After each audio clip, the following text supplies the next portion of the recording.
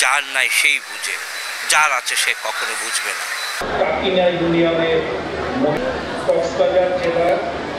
জাতির জনক বঙ্গবন্ধু শেখ মুজিবুর রহমানের যে স্বপ্নের সোনার বাংলাদেশ, সেই সোনার বাংলাদেশে যে স্বাধীনতা যুদ্ধের মানুষের যে মূল চেতনা, মানুষের ক্ষুধা দারিদ্র্য মুক্ত একটি স্বদেশ বাংলাদেশ গড়ে তোলা, সেখানে অন্যতম একটি অঙ্গীকার ছিল সকলের বাসস্থান নিশ্চিত করা।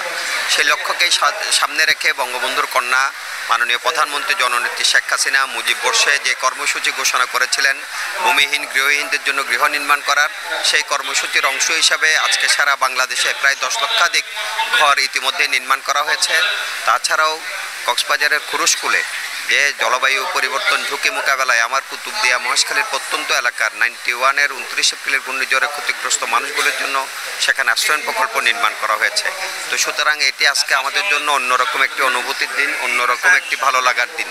তো আমরা মাননীয় প্রধানমন্ত্রীকে ধন্যবাদ জানাই, কৃতজ্ঞতা জানাই, উনি আমাদের এই ভূমিহীনদের জন্য এটি করেছেন। একই সাথে কক্সবাজার ভূমিহীন মুক্ত ঘোষণা হচ্ছে এবং একই সাথে আপনি এও জানেন, যদি এরপরেও যদি কেউ ভূমিহীন থেকে থাকে, আমাদের বিভিন্ন অধিগ্রহণ, প্রাকৃতিক বৈরী আবহাওয়া, জলবায়ু পরিবর্তন, সাইক্লোন, ঘূর্ণিঝড়ের কারণে যদি কেউ ভূমিহীন হয়ে থাকে, আমরা তাদেরকেও গৃহ নির্মাণ করার জন্য প্রয়োজনীয় উদ্যোগ অব্যাহত থাকবে।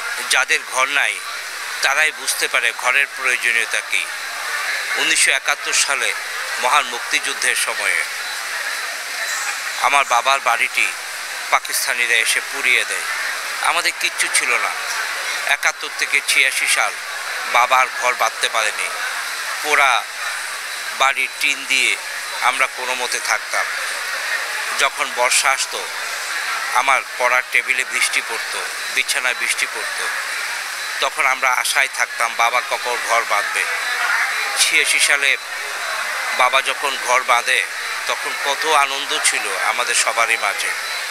আজকে এই যে গৃহহীন ভূমিহীনরা যে নতুন সুন্দর ঘর পাচ্ছে, এই আনন্দটুকু আমি বুঝি।